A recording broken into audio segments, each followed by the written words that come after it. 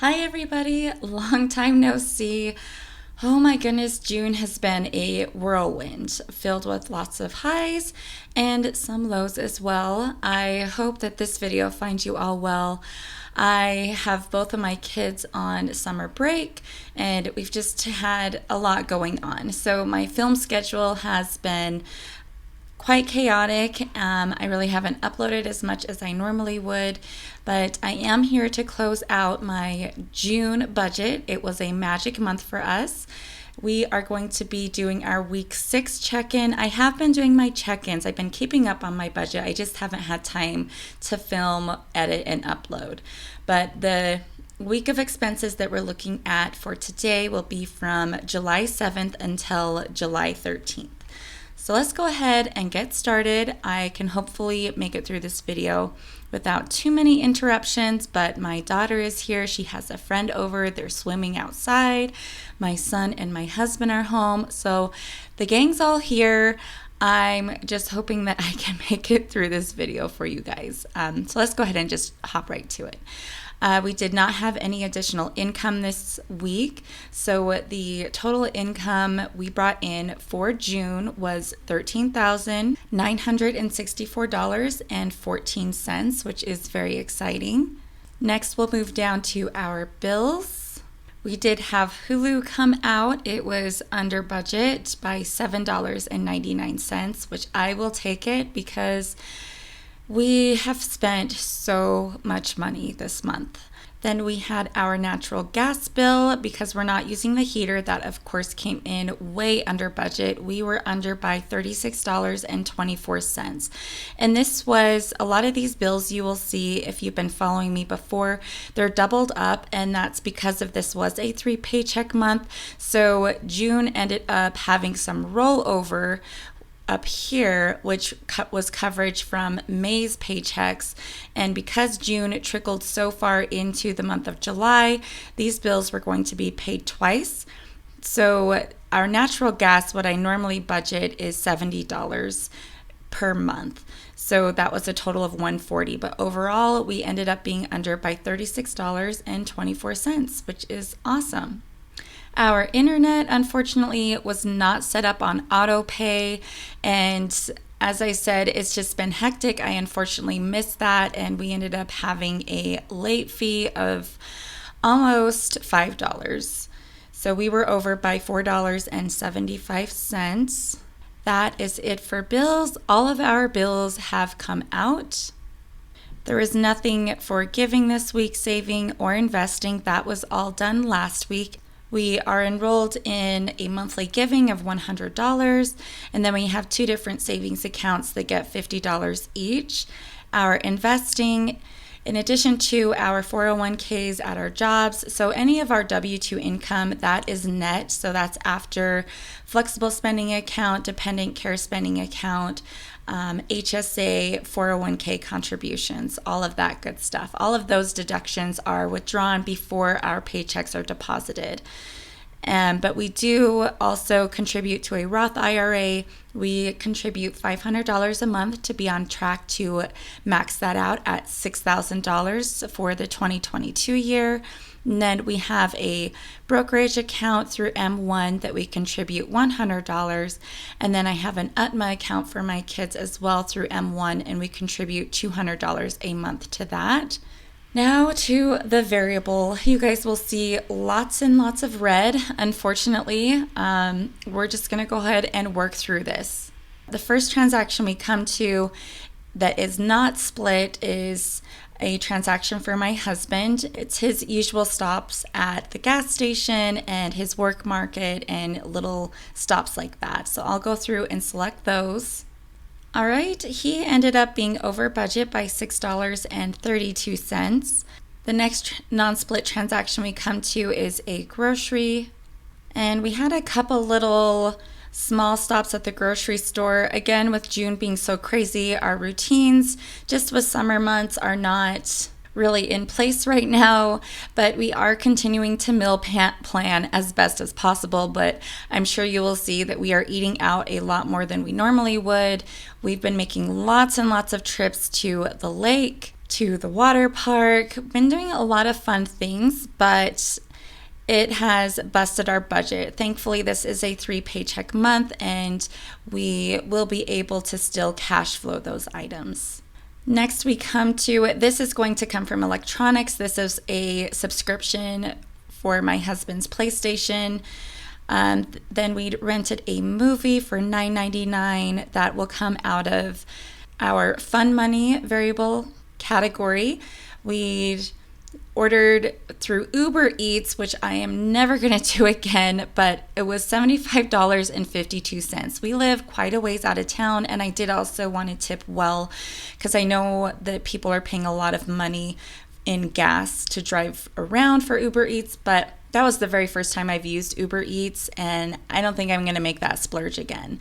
But that was after a lake day. We'd had a very long day with the dogs and the kids, and I did not feel like cooking, and I was not able to stop at the drive-thru, or it was just going to be an inconvenience. So this was purely just for convenience for me, but that will not be happening again. Then my husband had taken the kids for shaved ice. This other one is a pub stop. My husband had gone out with friends from work, so this was kind of treating them to some beers, and they also played some pool. And this was a stop at a gas station for some snacks. The water park, this was a concession purchase. We do have season passes for the water park. I take advantage of their Black Friday deal to get the season pass. It's like $50 cheaper than it costs during the normal season.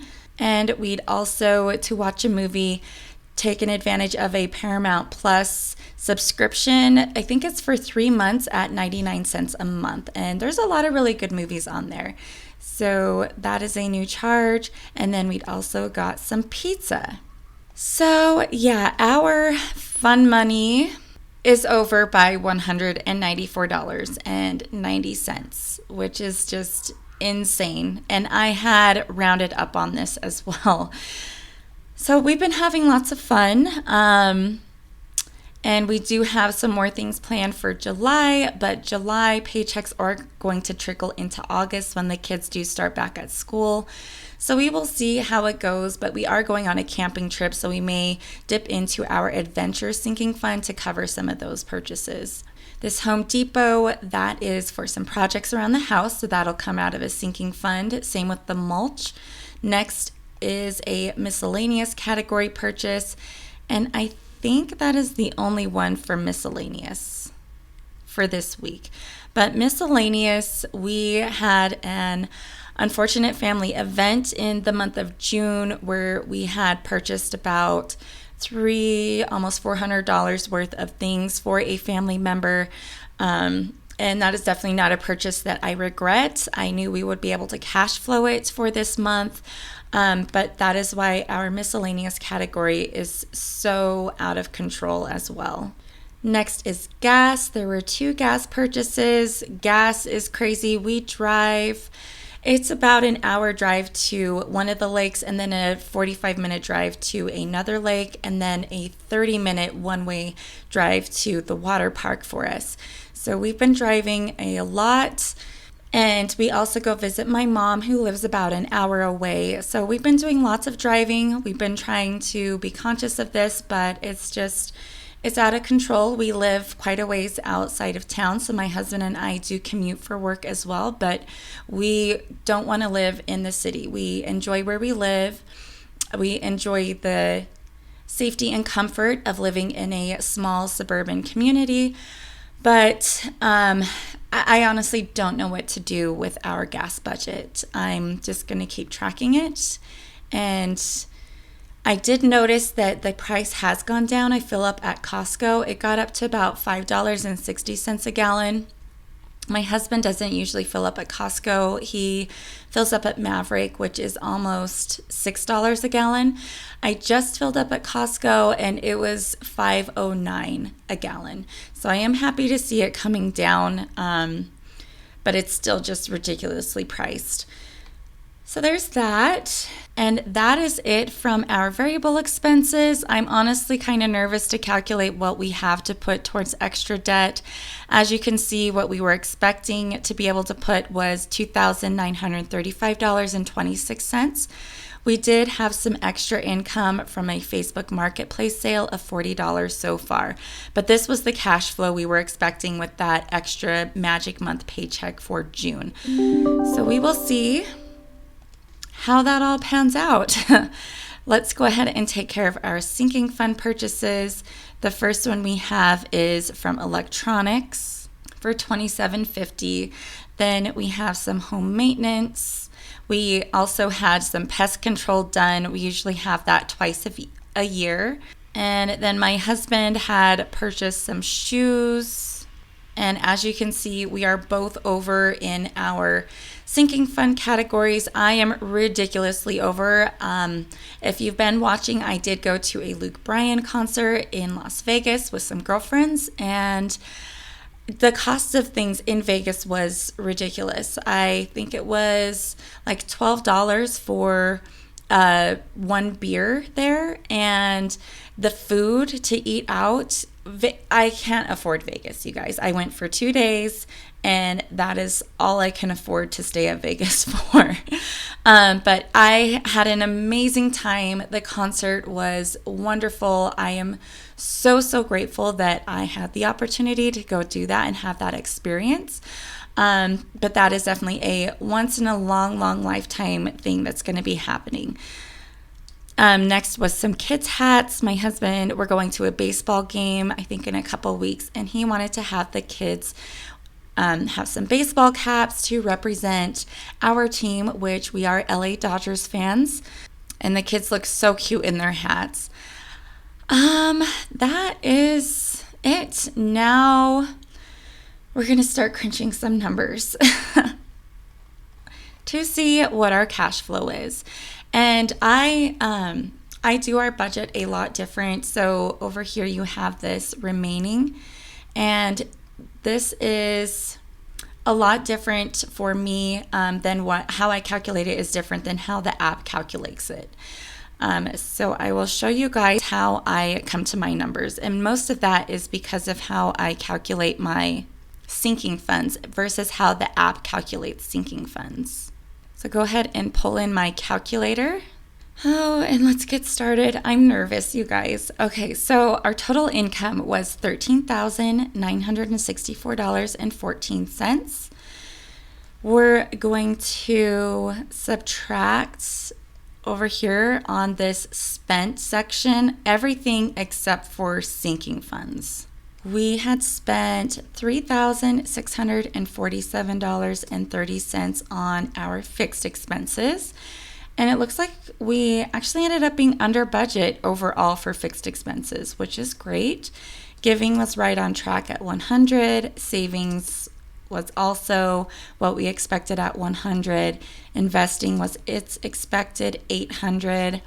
Variable expenses, I am curious. So we spent $4,400. How much did we plan to spend?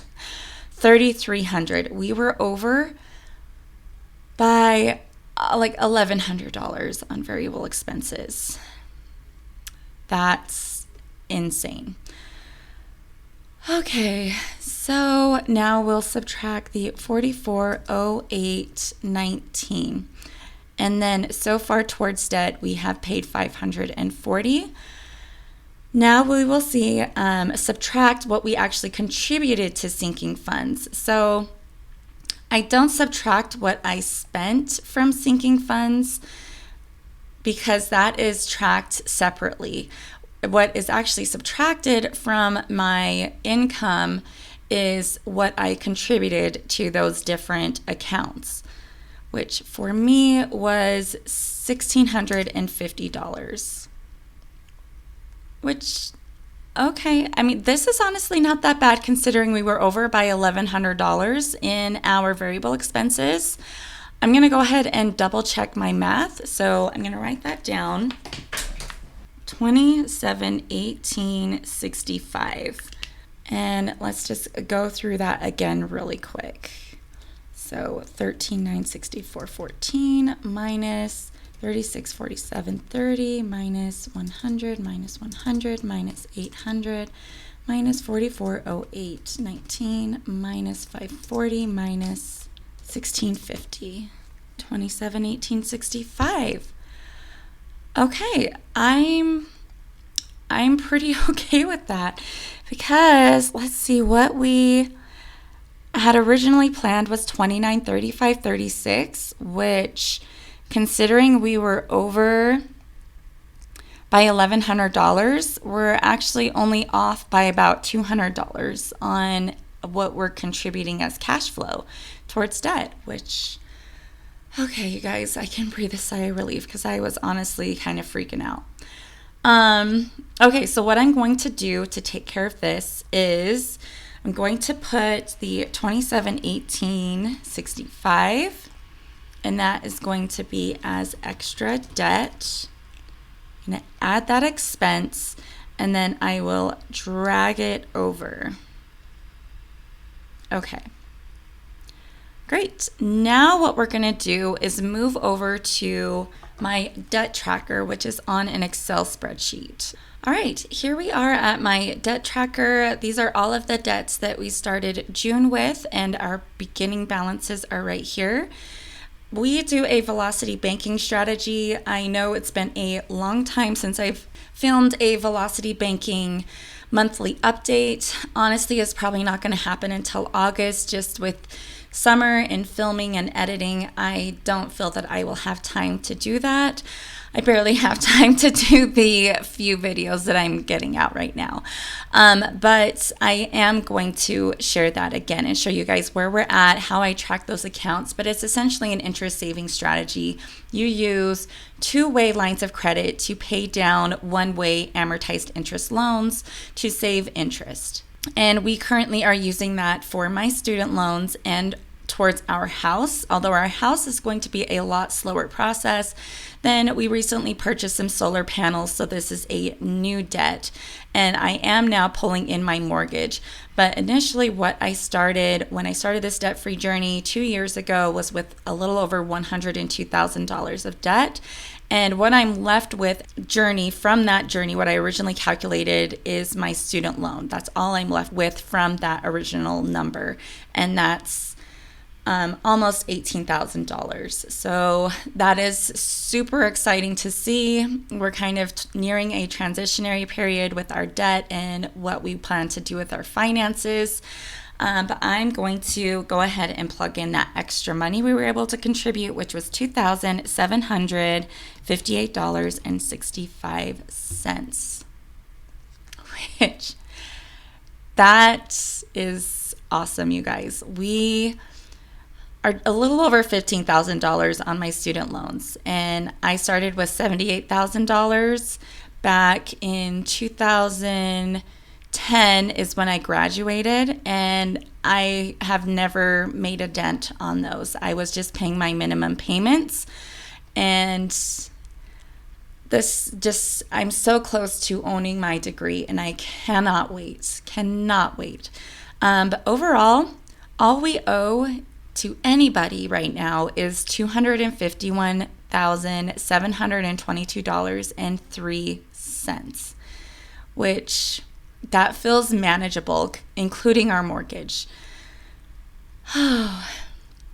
Okay, you guys, that is it. That is going to wrap up this video. I'm hoping to be able to get out a July budget video, but thank you guys so much for following along with me on this journey. I hope that you're making it through these crazy summer months with all of the inflation and struggles that I know everyone's been going through. I feel so grateful that we were able to throw this nice chunk of money towards our debt and that we're whittling away at this debt.